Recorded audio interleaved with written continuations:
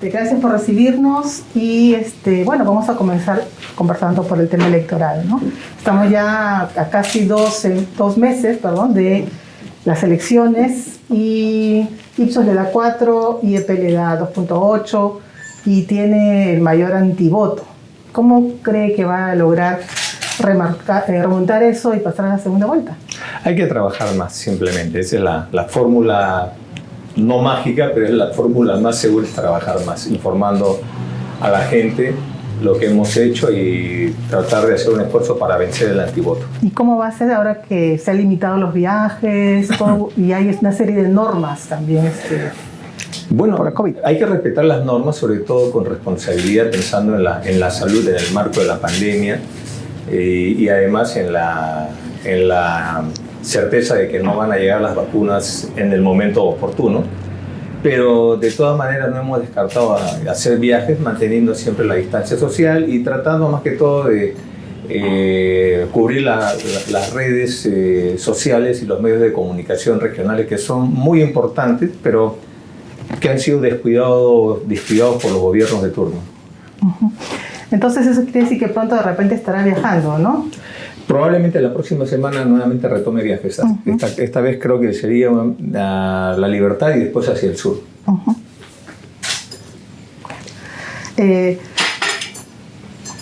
Usted me dice trabajar e informar. Informar sobre su nuevo plan de trabajo, sobre lo que ha hecho en el gobierno. ¿En qué consiste ese trabajo que dice que va a impulsar para remontar? Las dos cosas. Yo creo que primero hay que dejar claramente establecido una verdad. Aquí el único candidato que no es un salto al vacío somos nosotros, ¿no? El resto de candidatos, con el respeto que se merecen, son un salto al vacío. Y irónicamente, así nos llamaban a nosotros en el 2006, pero estos 15 años de experiencia política y 5 años de gobierno nos dan la solvencia, la ejecutoria y dos elementos clave: la experiencia de haber gobernado para enfrentar la mayor crisis económica, sanitaria y política que ha vivido el país después de la guerra con Chile, y por otro lado, una gestión de gobierno en la cual ustedes, y cuando digo ustedes me refiero a la población en general, pueden ver objetivamente, más allá de prejuicios, pueden ver todo lo que se ha hecho en el gobierno nacionalista en el quinquenio 2011-2016. Le doy algunos ejemplos, si me permiten. Hace poco hubo una discusión cuánto habíamos dejado de ahorro nacional, ¿no? Y como dicen, la verdad de la milanesa es que comparado a lo que dejó el gobierno de García, que fueron algo de 6.900 millones de dólares de ahorro nacional, tanto en el Fondo de Estabilización Fiscal como en los fondos del Tesoro Público, nosotros más que duplicamos esa cantidad. En el ahorro nacional dejamos al siguiente gobierno, a esta gestión, 14.200 millones de dólares, 8.200 millones de dólares en el FED y 6.000 en Tesoro Público. Otros ejemplos. ¿En qué gestión de gobierno se crea la política social como tal, formal? Es en nuestro gobierno, con la creación del MIDIS, el Ministerio de los Pobres, ¿no? Y con aproximadamente poco más de 30 programas sociales, de los cuales tenemos, por ejemplo, el Programa Nacional de Becas con Beca 18, que es la MEDET, y que en general hemos dado más de 100.000 becas. Cuando llegamos al gobierno solo habían 300 jóvenes becados, pero no por el Estado peruano, sino por embajadas extranjeras. Con nosotros hemos llegado a más de 100.000. O programas como Pensión 65, coberturando al 100% de los adultos mayores vulnerables, o Jaliwarma, Tambos, el FIS, el Fondo de Inclusión Social Energético, el FONI, el Fondo de Inclusión Económica, el SAMU, el Plan Esperanza. Hoy día estamos celebrando el Día de Lucha contra el Cáncer y nosotros creamos el primer seguro oncológico gratuito para los pobres, ¿no? Invirtiendo en el INEM, en la torre, la famosa torre que se ha construido con presupuesto que se dio en mi gobierno, y en la construcción del IREN en Concepción y toda esta red oncológica. Entonces, yo agregaría algo más, ¿no? Que no solamente es informar lo que hemos hecho, sino lo que vamos a hacer. Porque creo que ese es un tema, un espacio donde la mayoría de candidatos no han abundado en mucho, ¿no? Lo que hay que decirle a la ciudadanía es que de acá al 28 de julio en realidad hay poco que esperar, porque este gobierno autodenominado provisional no está en capacidad de hacer grandes cosas, ¿no? Es más, sospecho que la administración pública no le obedece. O sea, en términos, poniendo un ejemplo, si en estos momentos el presidente de la República pide hacer un puente, de repente el ministro le va a dar la razón, pero Provías Nacional no lo va a hacer, o el programa Propuentes que creamos nosotros en nuestro gobierno tampoco lo va a hacer, porque ya son de salida. Entonces, lo que se viene a 28 de julio es trágico para el país, porque vamos a seguir con el COVID y sin vacunas. Y a partir de 28 de julio, lo que se viene es lo que se está viendo, un presupuesto de la República, un presupuesto general parchado con más o menos 30.000 millones de soles de préstamos, la recaudación tributaria caída en cifras históricas, en un 30-40%, estamos en un proceso de decrecimiento económico o recesión, probablemente superior al 10%, y con más de 8 millones de puestos de empleo formales e informales perdidos, y con COVID y sin vacunas. ¿Y cómo entonces trabajar en esas circunstancias? Usted me dijo que dejó una cantidad determinada, pero por todo lo que se ha gastado, de hecho que ya hay mucho menos y más lo que usted dice. Claro. Del Fondo de Estabilización Fiscal de los 8.200 millones de dólares que dejamos, el año pasado creo que solo quedaba 1 millón. Y de fondos del Tesoro Público probablemente quede 1/3, la mitad, eso tendría que decirnos el gobierno. ¿Qué es lo que tenemos que hacer a partir del 28 de julio?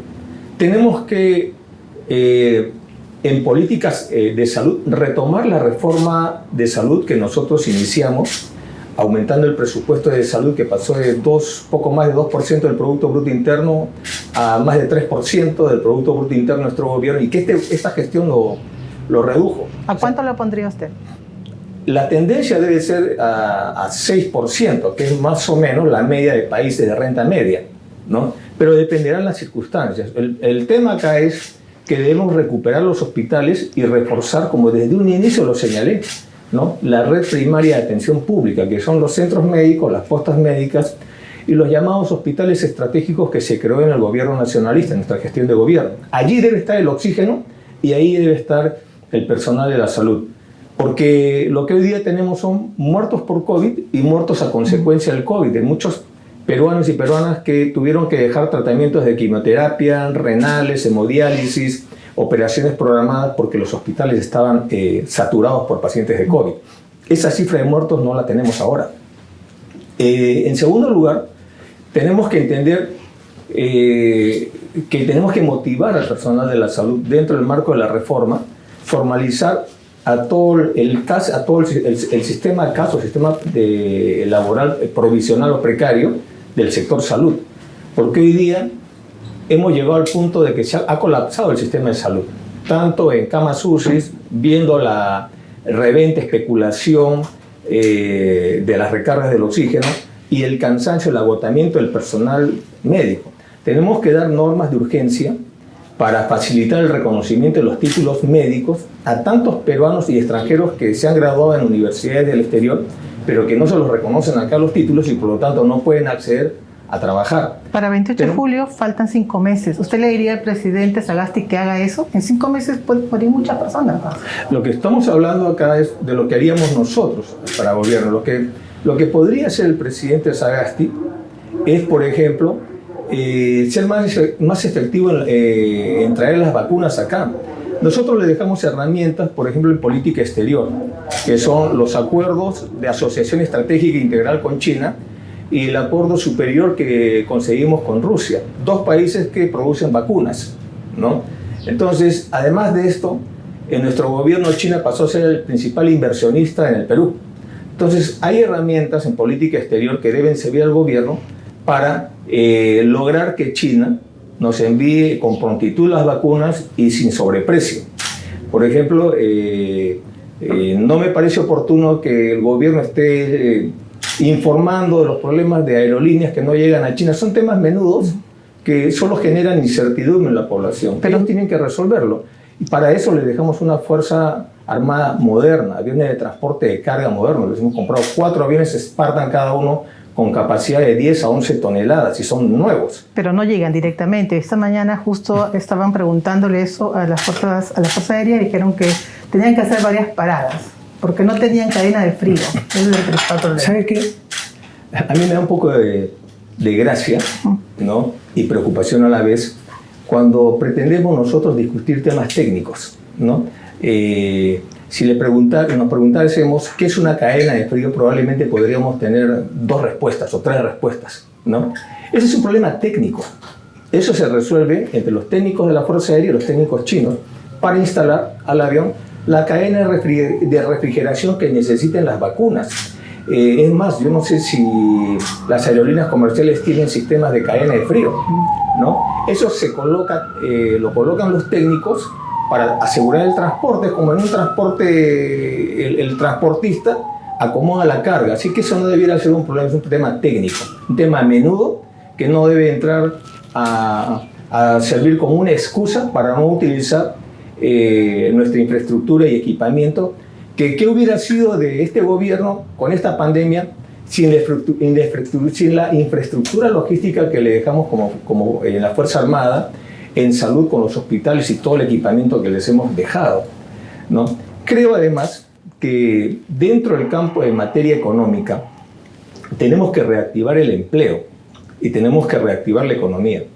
En el lado de los más vulnerables, nosotros relanzaríamos los programas nacionalistas de empleo temporal que creamos, que eran Jóvenes Productivos y Trabaja Perú, y las bolsas laborales en cada región del país, para darle de forma rápida e inmediata, empleo a las mujeres vulnerables y madres y jefas de familia, jefas de hogares, obras de muros de contención, enrocamiento de ríos, pistas y veredas, etc.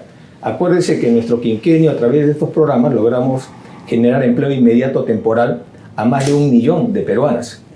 Crearíamos, como ya lo hemos dicho, el Bono Perú, que es un bono de 800 soles mensuales durante un año a las familias más vulnerables, no para resolver el tema de la cuarentena, sino para solucionar el tema o ayudar a la solución del tema de la economía de los más vulnerables, ¿no? Y eso es viable porque, bueno, como usted mismo acaba de decir, pues ya no queda mucho fondo, ¿no?, en el presupuesto. Una cosa es que este gobierno haya dilapidado los fondos, que el ahorro nacional, y que debe rendir cuentas qué se ha hecho con eso frente a los resultados obtenidos, que en mi opinión son desastrosos. Pero yo no he dicho que no haya plata en el Estado. Claro que hay plata en el Estado. Para darle un ejemplo, una muestra es del presupuesto general de la República del año pasado, hay 30.000 millones de soles que no se utilizaron por la baja ejecución presupuestal de los mismos ministerios. Y esa plata está en el MEF. Entonces, hay plata en el Tesoro Público, por lo menos 30.000 millones de soles. Y si buscáramos la plata de programas de mantenimiento de infraestructura que no se han utilizado el año pasado o este año, vamos a encontrar más plata todavía. Entonces es perfectamente financiable esto, porque además nuestra propuesta está crear el impuesto a la riqueza, que ayudará justamente a cubrir las falencias que pueda tener el Estado en materia de financiamiento. O sea, haría un impuesto a la riqueza, ¿qué es lo que...? Sí, claro, con esas letras, el impuesto a la riqueza, que además ya tenemos antecedentes, ¿no? Porque en nuestro gobierno, el gobierno nacionalista, creamos el impuesto a las sobreganancias mineras, que es un impuesto a la riqueza, pero a las mineras, ¿no? En este caso estamos hablando de el resto de la sociedad que tendrían que entrar al impuesto a la riqueza. ¿Y a partir de cuánto? ¿Qué es la riqueza? Ese es un tema técnico. Es un tema que después se verá, ¿no? Es un tema que será materia de discusión en el nuevo Parlamento. En el 2006 a usted se identificaba como el candidato de la izquierda. En el 2011 se puso más al centro con la camisa blanca. Veo que ahora también está con la camisa blanca. ¿Dónde está ubicado ahora el candidato Humala? Con los de abajo. Como siempre he estado, yo no he cambiado. En ese sentido nos mantenemos siempre con los de abajo. Por eso es que nuestros primos hermanos son la izquierda, ¿no? Y por eso es que con nosotros han llegado por primera vez a gobierno. Pero el nacionalismo es una fuerza propia, ¿no?, que comparte las banderas de la justicia social. Y si usted mira las obras que hemos hecho nosotros, todo nos indica con los de abajo. Cuando usted mira la longitudinal de la sierra construida por nosotros, cuando mira los 30 programas sociales, Pensión 65, Cunamá, Jaliguarma, Plan Esperanza, el FONI, el FICE, los tambos, los PIAs, etcétera, ¿eso es de izquierda o es de derecha? Yo creo que es para los de abajo, ¿no? Y si es así, entonces, ¿por qué cree usted que tiene tan poco apoyo en este momento? No soy un analista de encuestas, pero probablemente mucho tenga que ver con lo duro que ha sido el postgobierno para nosotros, ¿no? Enfrentarnos a poderes económicos, grandes medios de comunicación que estaban acostumbrados a cogobernar con el presidente, a los grandes grupos mineros que han tenido que aceptar el pago del impuesto a las sobreganancias mineras, declarar la guerra a la minería ilegal, ¿no? Crear la ley de la consulta previa, su reglamentación, su aplicación, ¿no? Para conservar los bosques. Pues hemos tocado intereses muy poderosos, ¿no? Y hemos tenido un linchamiento mediático traducido en más de 3.500 portadas, linchándonos en diferentes medios de comunicación. Yo creo que algo de eso debe influir en el antivoto, pero esto no es novedad para nosotros. Si usted revisa las campañas del 2006 y las del 2011, siempre hemos luchado contra corriente porque siempre hemos tenido un fuerte antivoto. Digamos, en este momento lo que hay es dos investigaciones, me parece, en el caso de ustedes, ¿no? Una por lavado de activos y otra que recientemente acaba de abrir la fiscal de la Nación por otros delitos, ¿no? Y son cosas concretas, investigaciones que están avanzando, bueno, pese al tiempo que tienen, ¿no? ¿No cree que eso tiene que ver también? También tiene que ver, ¿no? Pero es justamente procesos que ya tienen larga data y los estamos enfrentando aquí, dando la cara, y ahí está nuestra defensa el día a día, dando la batalla. Para algunos usted vuelve a ser candidato precisamente en la eventualidad de que gane y puede librarse de esos procesos. Siempre habrá adversarios políticos que le buscarán tres pies al gato, ¿no? Pero usted sabe, como periodista, mi performance, ¿no? Yo he sido una persona de formación militar que he sabido enfrentar las cosas, ¿no? En la vida, ¿no? He peleado en las 3 zonas de emergencia, he estado en el conflicto del CENIP el año 95 en la Cordillera del Cóndor, y de comandante he sido el único oficial del ejército que se levantó contra el régimen corrupto de Fujimori y llevó de prisionero a un general montesinista y se entregó a la justicia, ¿no? Y ustedes han visto que después entró en la política formando un partido que, por cierto, no es un vientre de alquiler, es un partido con ideología, identificado con los de abajo y primo hermano de la izquierda. Su candidato a la vicepresidencia, señor Otárola, ha dicho que usted va a tener mano dura, o sea, va a poner orden, eso fue lo que dijo, va a poner orden. ¿Eso es algo parecido a lo que anuncia la candidata Keiko Fujimori de mano dura? No, usted con una mano dura puede dar un puñete y puede cometer un abuso, pero yo no me refiero a eso, ¿no? Nosotros nos referimos a una mano dura, ¿no? Que no se case con los poderes económicos. Nosotros no podemos privatizar la política, como es la costumbre, como ha sido la costumbre de los partidos políticos tradicionales. La mano dura no significa para ejercer un abuso, sino para mantener la seguridad de que el gobierno trabajará para el pueblo, para los de abajo. Uh-huh. En su lista también hay 3 candidatos que tienen condenas penales, ¿no? Uno de ellos incluso por un tema familiar, que no daba alimentos. ¿Qué va a pasar con ellos? ¿Van a continuar? Mire, lo que hemos hecho nosotros es someternos enteramente a las nuevas reglas de juego que ha puesto el Jurado Nacional de Elecciones, ¿no? Y ellos han puesto una ventanilla única por donde se filtran obligatoriamente a todos los candidatos. Entonces, si hay algún problema de filtración, antes de que hubiera esta nueva ley electoral y los partidos lo hacíamos, bueno, tendríamos nosotros que haber verificado esto, pero ahora todo eso automáticamente lo hace el Jurado Nacional de Elecciones. En todo caso, ellos tienen que mejorar la ventanilla y se procederá de acuerdo a la ley. Yo no sé si hoy día se puede o no se puede hacer lo que usted señala, ¿no? Pero aplicaremos la ley. Pero por un tema ético, ¿no? Si bien este candidato que va por Lima ya cumplió su condena y bueno, está rehabilitado, de todas maneras es un tema delicado el no haber cumplido con el pago, en este caso, de su hijo, ¿no? O sea, por eso matemático. Vamos a aplicar la ley. Yo no tengo conocimiento de esto, todo esto lo ve el comando electoral. Yo estoy haciendo la campaña. Cuando uno hace una campaña electoral, ¿no? Hay temas que lo tienen que ver órganos jurisdiccionales del partido directamente con el jurado nacional, ¿no? Eso tiene que ver, no es un tema que dentro de las propuestas, obviamente nosotros condenamos cualquier delito y creemos en el Estado de Derecho, ¿no? Pero se está viendo en todo caso, porque igual usted es la cara, usted es el que da la cara en la campaña y cualquier cosa le toca a usted. Sí, pero también ya ese es un tema de propio de la campaña, ¿no? Todos los partidos hay este problema y tienen que depurarse de alguna manera. Yo espero que el Jurado Nacional de Elecciones nos dé alguna solución, porque ellos son los que están conduciendo esto, nosotros no. Claro, pero lo que insisto en que, como usted me dice, se está viendo al interior del partido para ver qué es lo que se va a hacer en estos casos. Sí, lo que se tiene que hacer es solicitar alguna solución al Jurado Nacional de Elecciones. Entienda de que todo esto con la nueva ley lo ve el Jurado Nacional a través de la ventanilla única que ellos han creado. Entonces, ellos han creado esto, ellos tienen que solucionar esto. En el caso de la Constitución, usted antes también opinaba de que tendría que ser una nueva Constitución, pero bueno, en el 2011 no lo hizo. ¿Qué posición tiene ahora? ¿Pero sabe por qué? Dígame usted. Entonces le explicaré.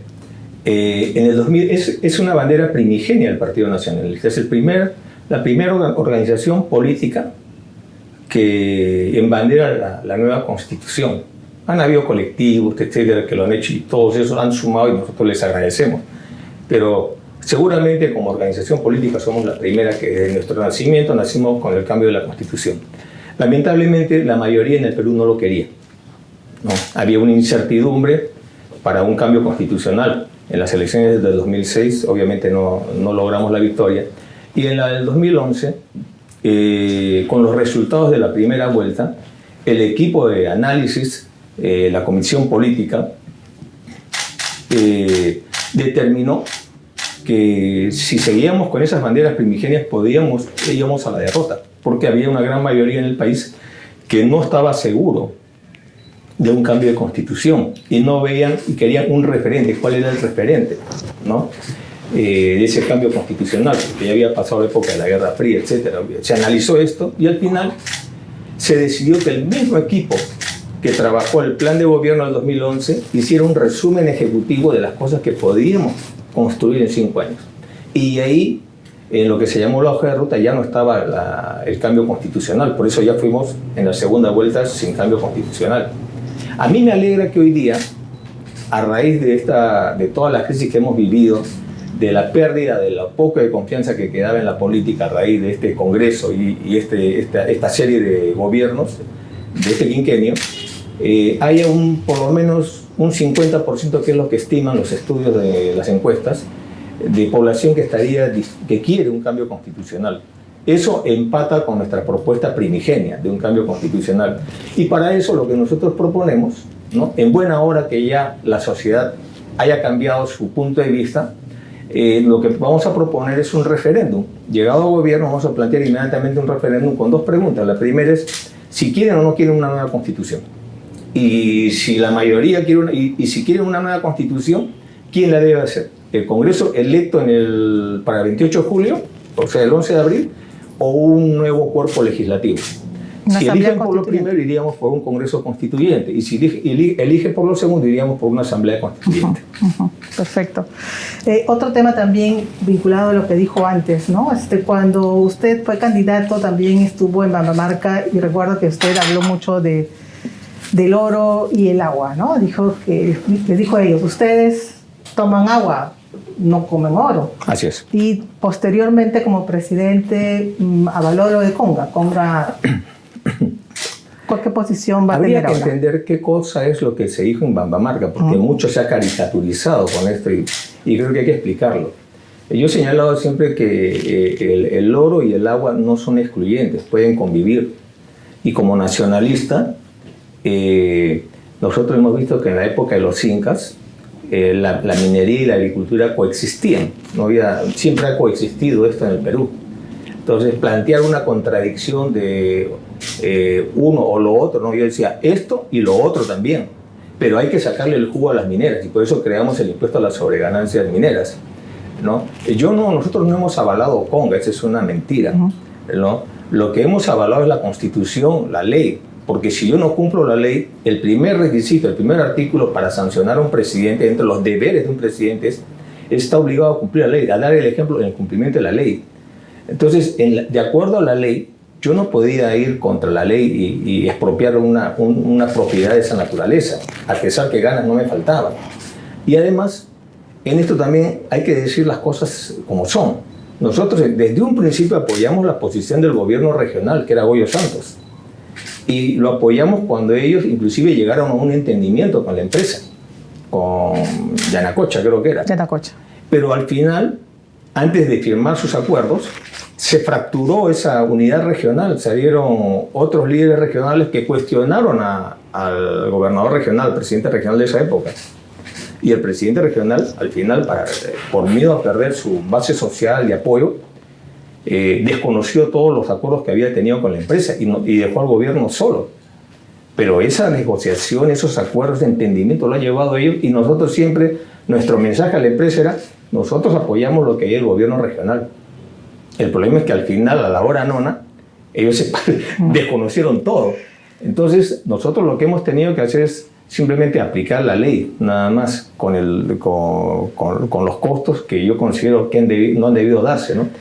Por eso creo ahora... ¿Y cuál es la posición de ahora? La posición nuestra es la de siempre, ¿no? Defender las actividades, ¿no?, renovables frente a las actividades no renovables extractivas, pero reconociendo una realidad, que hoy día las actividades extractivas son las que están generando gran parte de los recursos del país. El tema es cómo hacemos para resolver esta situación, ¿no? ¿Matamos a la gallina de los huevos de oro o más bien le damos nuevos motores a nuestra economía? Por eso nosotros creamos primero el impuesto a las sobreganancias mineras. Ningún gobierno lo ha hecho. Ha sido una propuesta netamente nacionalista. Creamos la ley de la consulta previa, una ley con su reglamentación y su aplicación para que las empresas mineras no se apropien de los derechos de las comunidades. Hemos defendido a las comunidades. Y entre otras medidas más, creamos la política de diversificación productiva para darle calidad a los productos regionales y depender menos de actividades extractivas no renovables, ¿no? Además de esto, logramos la aceptación de las empresas mineras en su mayoría para que las comunidades sean accionistas de los proyectos. Lo que pasa es que ya este gobierno no continuó esa ruta, porque eso tenía que derivar en una norma de carácter legal, una ley. Pero lamentablemente este gobierno no lo ha continuado. Nosotros le pusimos, lo obligamos, por ejemplo, a Cerro Verde a que pague por la ampliación, los impuestos que quería evadir de la ampliación de la segunda etapa de Cerro Verde. A las empresas de Toromocho los obligamos, los llevamos a que construyan una ciudad modelo para su personal, porque si usted veía cómo vivían los obreros en Toromocho, era una cosa dantesca, ¿no? ¿Y qué pasaría en un gobierno suyo, por ejemplo, con el caso de Tía María, que la población no quiere y está todo en stand-by hasta ahorita? Sí, yo creo que es algo similar a Yanacocha, ¿no? Son empresas que a lo largo de estos años han venido acumulando un desprestigio, ¿no? Yo recuerdo cuando he trabajado en Moquegua, ¿no? Y ya desde esa época Sauder era una empresa aborrecida en Moquegua, ¿no? Yo no le he dado la concesión, ¿no? Nosotros cuando hemos llegado a gobierno hemos encontrado bombas de tiempo.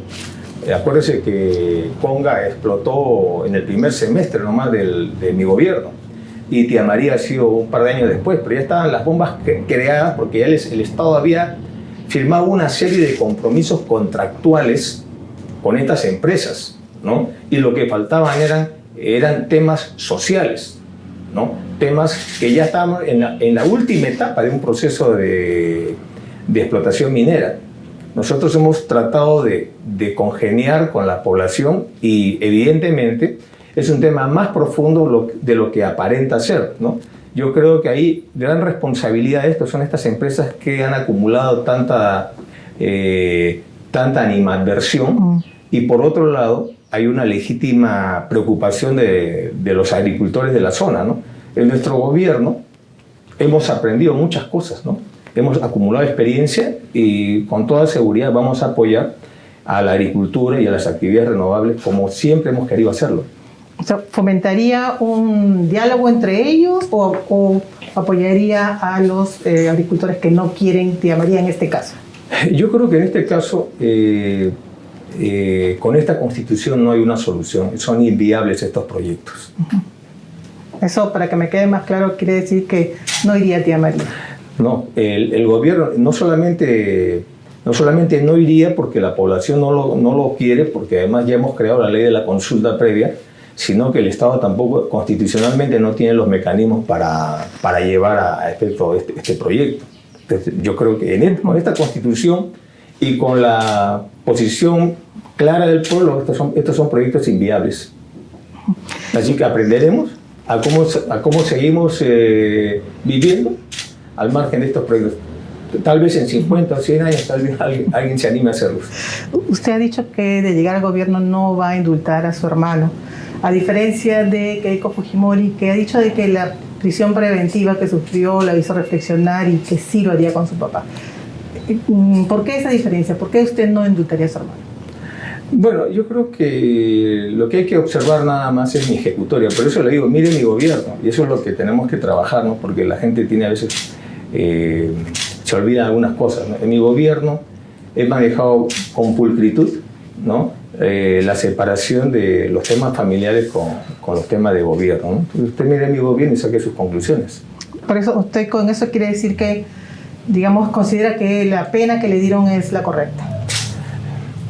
No lo sé, habría que preguntarle a ella, ¿no? No, me refiero al caso de su hermano.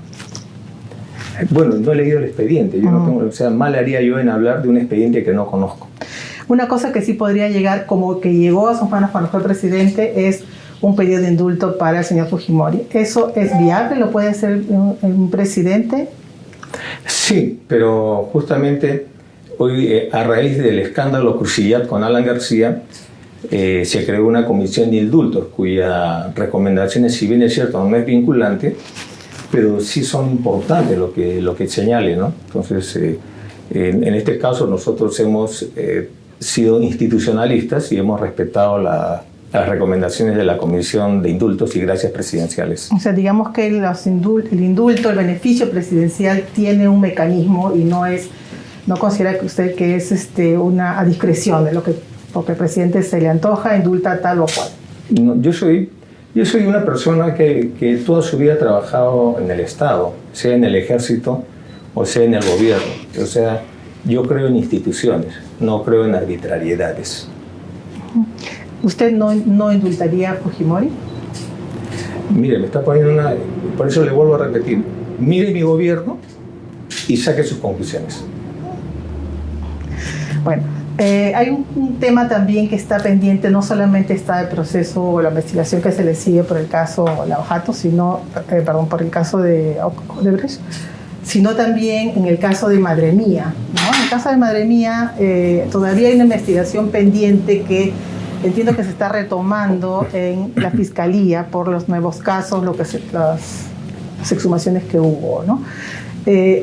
Usted ha negado en todo momento haber sido el capitán Carlos que ordenó esos crímenes, ¿no? ¿Se reafirma eso? ¿Cuál es la pregunta, perdón? ¿Se reafirma que usted no es el capitán Carlos que ordenó esos crímenes? Mire, yo no he cometido ninguna violación de derechos humanos. Siempre he defendido a la patria con honor, tanto en las zonas de emergencia como en la guerra con el Ecuador, ¿no? Y como presidente nunca he puesto el interés nacional por debajo de algún interés subalterno. En el caso que usted refiere,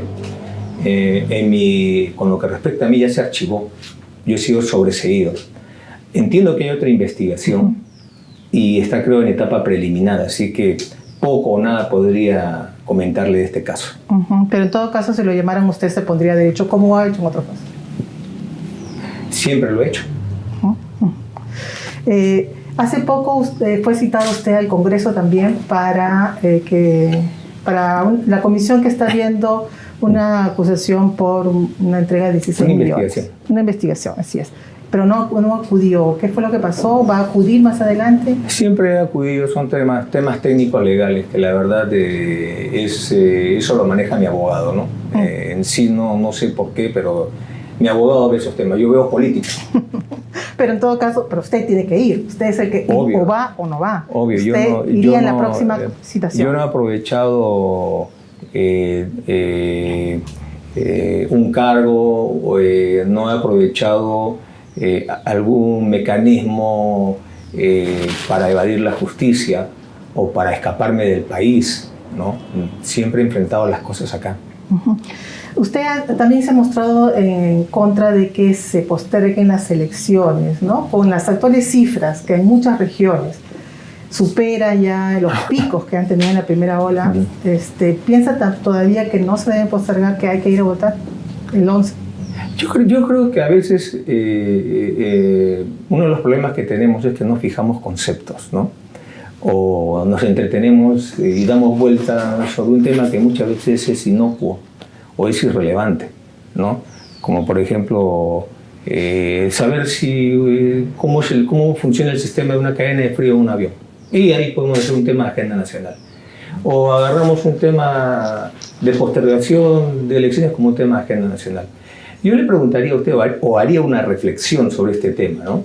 Si a mí me dijeran que en mayo llegan las vacunas, 32 millones de vacunas, entonces creo que habría algo objetivo para que esa pregunta tenga un peso, un sustento.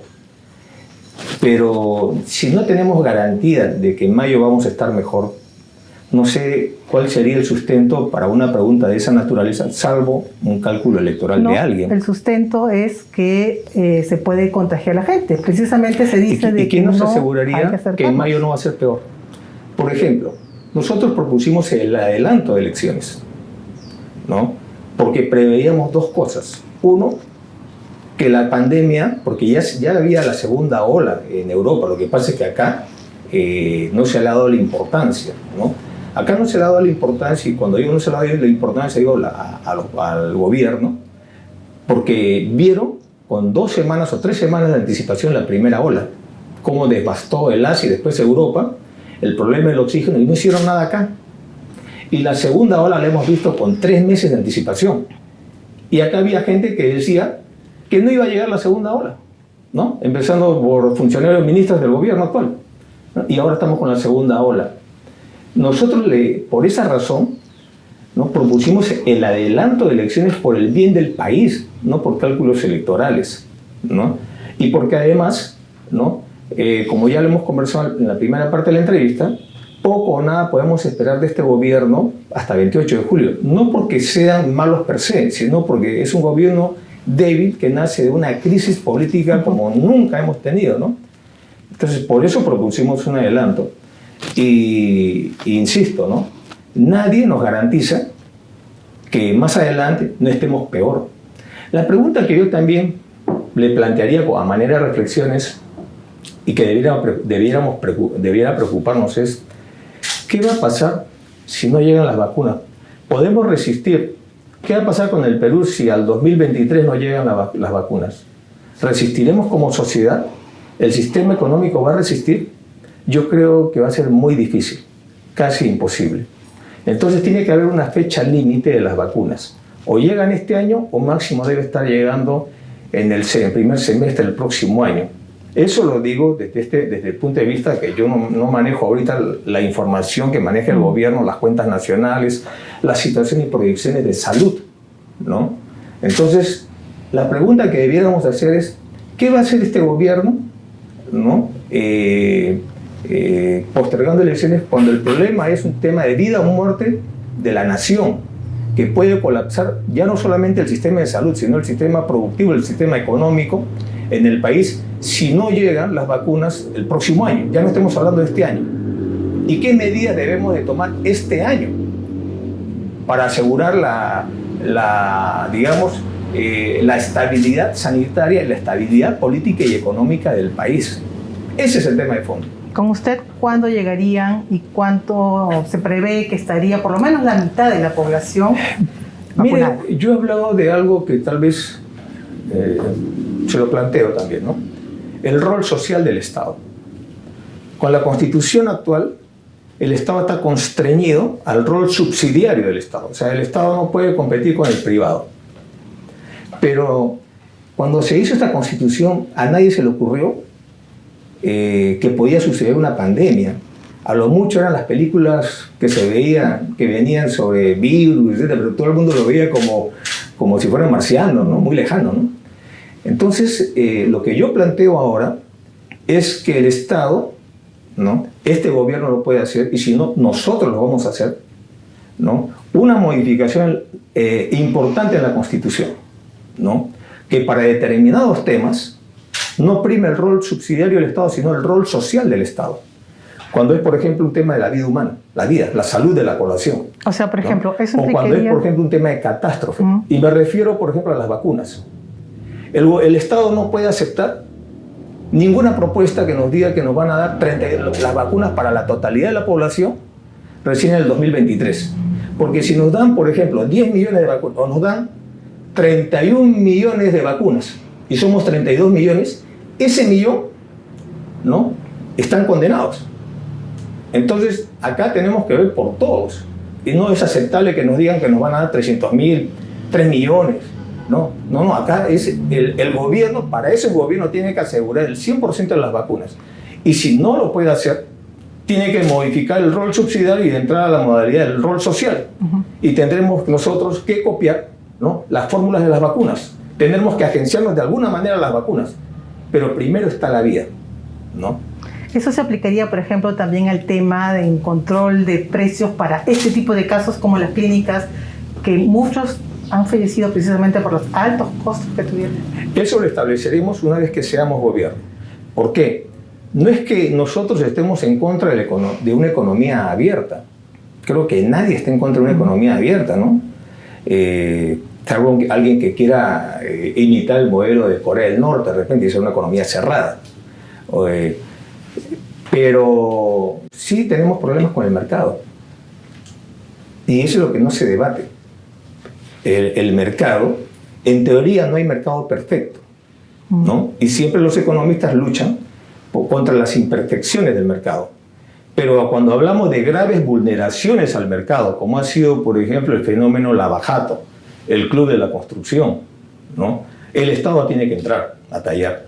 Por ejemplo, le doy un ejemplo, el gas, ¿no? Yo me he puesto a analizar y a reflexionar, ¿no?, sobre el gas barato, ¿no? Ha sido una constante preocupación mía y del gobierno cómo llegar a masificar el gas barato. Y al final hicimos lo que se tenía que hacer, lo que pudimos hacer, ¿no? De los 32 millones de peruanos, le dimos gas barato por lo menos a 7, 8 millones de personas. Fíjese, el FISE, el Fondo de Inclusión Social y Energético, es un subsidio de 16 soles por balón de gas a todos los que tienen un consumo hasta 30 kilowatts hora, ¿no? Casi medio millón de conexiones de gas doméstico a una familia que es un promedio de 4, ¿no? Ahí estamos hablando de 2 millones aproximadamente, ¿no? Cocina Perú, el programa que dimos Cocina Perú con su balón de gas, que hemos dado 1 millón más, ya estamos hablando de más de 6 millones, 5 millones y algo más. Estamos hablando del proyecto gasoducto, cuya finalidad era la masificación del gas y la estandarización de precios. Pero ¿cuál era el problema? ¿Cuál ha sido el gran obstáculo que no nos permitió seguir avanzando? La distribución del gas. Porque Fujimori privatizó Solgas, la empresa pública de distribución de balón de gas, ¿no? Y ese es el gran obstáculo. Porque el precio al minorista es un precio usurero, ¿no? Y en una época de desastre y de pandemia no lo puede permitir un gobierno. Un gobierno nacionalista no lo va a permitir. Y por eso yo digo, ¿no?, si llegamos a ser gobierno, vamos a resolver este problema a través de Petroperú, vamos a ingresar bajo el marco del rol social a la distribución del gas. Vamos a crear un brazo a Petroperú que se llamaría Perú Gas, para entrar a la distribución del gas y obligar, ahora sí, a tener un precio asequible a la gente más vulnerable.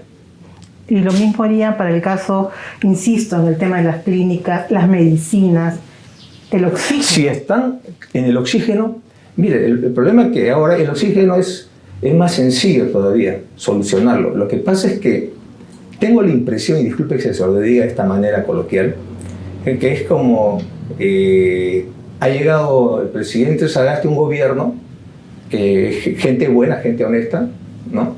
Pero que no conocen el taller de carpintería que se llama ejecutivo, no conocen el Estado. ¿Cuántos años tienen en el Estado estas personas? Probablemente no tengan ni un año. Entonces tienen un taller donde hay serruchos, martillos, clavos, tornillos, pero debajo de la mesa hay una sierra eléctrica. Y en el otro lado tiene un grupo electrógeno y no están empleando nada de eso, están empleando solamente lo que ven. Yo le digo una cosa porque he sido militar y conozco a la Fuerza Armada. La Fuerza Armada puede producir oxígeno. Y yo lo sabía producir oxígeno. Y si no, daría de baja al alto mando si me van a decir que no pueden. Se les ha invertido millones de soles para perfeccionar el recurso humano. Hemos enviado centenares de oficiales a estudiar, capacitarse en el extranjero. Hemos desarrollado en el SEMAN la coproducción de un satélite. Hemos creado toda una red de transporte a través de aviones, helicópteros, camiones de transporte, etc. Tienen el CIMA, ¿no? Esta empresa pública que yo siempre lo llamaba los artesanos del acero y que la cual estoy muy reconocido en su profesionalismo. Entonces, tienen el Instituto Científico Tecnológico del Ejército. Entonces, están en condiciones de construir plantas de oxígeno, producir oxígeno. El CIMA Perú está en condiciones de construir los balones para el gas y con el transporte, el buque logístico y todo lo que hemos comprado, están en condiciones de distribuir a través de las unidades que están distribuidas a nivel nacional el oxígeno donde lo pide el gobierno, pero no lo están utilizando. Entonces, hay cosas que se pueden hacer sin necesidad de ingresar al rol social del Estado, pero hay otras, como usted señala. Si nosotros descubrimos que una falla, que es fallas, digamos, normales, aceptables en el mercado, eso hay que corregir a través de la regulación. Pero si vemos premeditación, vemos ya algo casi delictivo o que pone en peligro la vida de los peruanos y peruanas más pobres, inmediatamente entraríamos a tallar en este tema, ¿no? Una última cosa. Así de claro, para que no haya dudas. Una última cosa que, bueno, tiene que ver con el hecho de los candidatos, ¿no? Hace poco se ha denunciado un intento de compra de testigos en el caso del crimen del periodista Hugo Bustíos. Y se estaría vinculando al candidato Daniel Urresti, ¿no? ¿Considera usted que debería apartarse del proceso con una denuncia, una acusación tan grave? Mire, algo que he aprendido con la experiencia que tengo en política es a respetar la conducta y las actitudes de los candidatos. No me voy a meter a calificar ni a denostar de los candidatos, ¿no? Eso lo responderá él, punto. Lo que sí quisiera decirle a usted es redundar en el tema de que yo ya he sido presidente, ¿no? Y si estoy entrando nuevamente en la política, no es por un tema de frivolidad o algo personal, no. Estoy entrando en política porque siento que se ha amenazado, se ha tocado, ¿no?, a la política social y a la gestión de gobierno. Tanto en los programas sociales, muchos de los cuales han sido desfinanciados, tanto en las cientos de obras que hemos dejado y que están paralizadas. Mire, por ejemplo, el MUNA, el Museo Nacional de Antropología. Hasta ahora no lo pueden terminar, ¿no? O Talara, la refinería, no la terminan. O el gasoducto surperuano, no lo terminan, ¿no? Y tantas obras de infraestructura, había la autopista de Pisco a Ica, que no lo terminan, ¿no? Y las reformas que hicimos, la reforma educativa, que se han querido volar la SUNEDU, que han querido volarse la moratoria de creación de universidades, o la reforma en salud, que han abandonado lo que creamos nosotros, el primer anillo de contención contra el virus. Ha sido una retirada así masiva, que como en una guerra, han ordenado a las tropas de salud que abandonen las trincheras y se replieguen a la capital. Ahora mire cómo estamos, tenemos nuevamente que recuperar, quitarle espacio al virus, ¿no? O la reforma del servicio civil, donde poco a poco las instituciones públicas se han ido retirando del servicio civil, dejando solamente al Ejecutivo. Entonces, veo que hay una amenaza a nuestro esfuerzo de gobierno que fue en beneficio del pueblo.